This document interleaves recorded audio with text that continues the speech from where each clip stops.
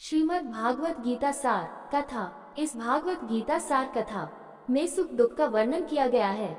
इस भागवत गीता में मानव के लिए हर अच्छे और बुरे कर्मों का वर्णन दिया गया है। दोस्तों, आप सभी चैनल को सब्सक्राइब लाइक करते हैं, जिसमें आप लोगों को कुछ नहीं मिलता, पर इस चैनल पर जीने की राह और ज्ञान भरी बातें मिलती है।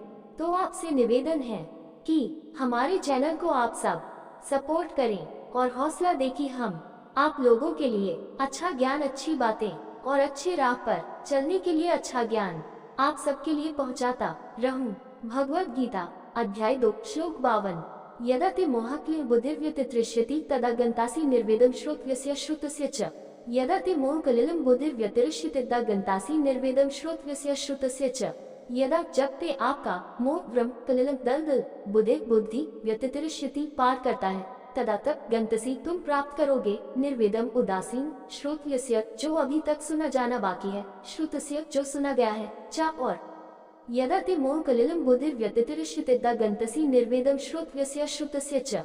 अनुवाद: जब आपकी बुद्धि ब्रह्म के दलदल को पार कर जाती है, तब आप जो सुना गया है और जो अभी तक सुना जाना बाकी है, इस दुनिया और अगले में भोगों के बारे में के प्रति उदासीनता प्राप्त कर लेंगे।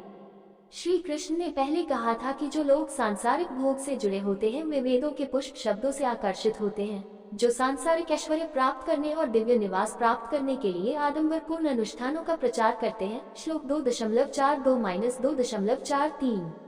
हालांकि जिसकी बुद्धि आध्यात्मिक ज्ञान से प्रकाशित है, वह भौतिक इंद्रिय सुखों की तलाश नहीं करता है, ये जानते हुए कि वे दुख के अग्रदूत हैं।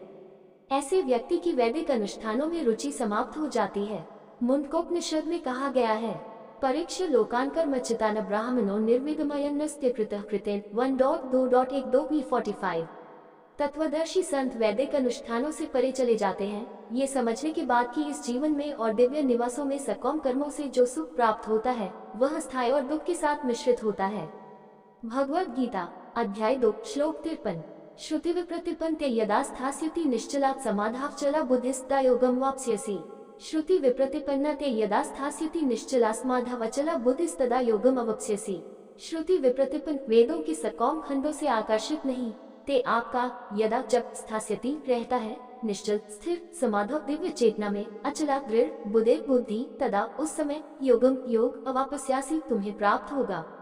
श्रुति विप्रतिपन्न ते यदा स्थास्यति निश्चल समाधावचला बुद्धिस्तदा योगम अवप्स्यसि।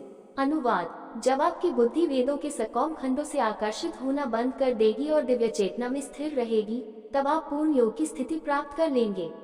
जैसे जैसे साधक आध्यात्मिक पथ पर आगे बढ़ते हैं, उनके मन में भगवान के साथ उनका रिश्ता मजबूत होता जाता है। उस समय उन्हें लगता है कि जो वैदिक अनुष्ठान वे पहले कर रहे थे, वे बोझिल और समय लेने वाले हैं। फिर उन्हें आश्चर्य होता है कि क्या वे अपनी भक्ति के साथ साथ अनुष्ठान करते रहने के लिए बाध्य हैं, और यदि वे अनुष्ठान को अस्वीकार करते हैं और खुद को पूरी तरह से अपनी साधना के लिए समर्पित करते हैं, तो क्या वे अपराध करेंगे? ऐसे लोगों को इस श्लोक में अपने संदेह का उत्तर मिलेगा। श्री कृष्ण कहते हैं कि वेदों के सकाम खंडों से आकर्षित हुए बिना साधना में स्थिर रहना कोई अपराध नहीं है, बल्कि यह एक उच्च आध्यात्मिक अवस्था है। 14वीं शताब्दी के प्रसिद्ध संत माधवेंद्र पुरी इस भावना को बहुत सशक्त ढंग से कहते हैं। वो एक वैदिक ब्राह्मण थे और व्यापक अनुष्ठानों में संलग्न रहते थे, लेकिन फिर उन्होंने संन्यास त्याग आदेश ले लिया और पूरे दिल से श्री कृष्ण की भक्ति में लगे रहे।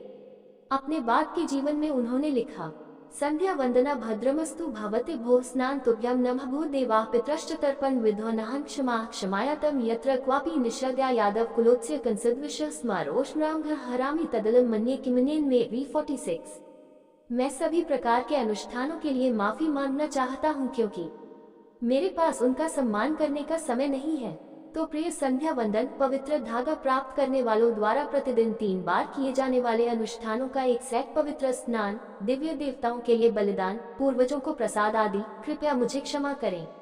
अब मैं जहाँ भी बैठता हूँ, मैं कंस के शत्रु परम भगवान श्री कृष्ण को याद करता हूँ, और यही मुझे भौतिक बंधन से मुक्त करने के लिए पर्याप्त है। श्री कृष्ण ने इस श्लोक में दिव्य चेतना में स्थिरता की स्थिति को संदर्भित करने के लिए समाधावचला शब्द का उपयोग किया है। समाधि शब्द का निर्माण संतुलन और धी बुद्धि धातुओं से हुआ है, जिसका अर्थ है बुद्धि के पूर्ण संतुलन की स्थिति। जो व्यक्ति उच्च चेतना में स्थिर है, भौतिक आकर्षण से अप्रभावित है, वह समाधि या पूर्ण योग की स्थिति प्राप्त करता है। ये वीडियो आपको अच्छा लगा हो तो लाइक शेयर सब्सक्राइब जरूर करें। धन्यवाद।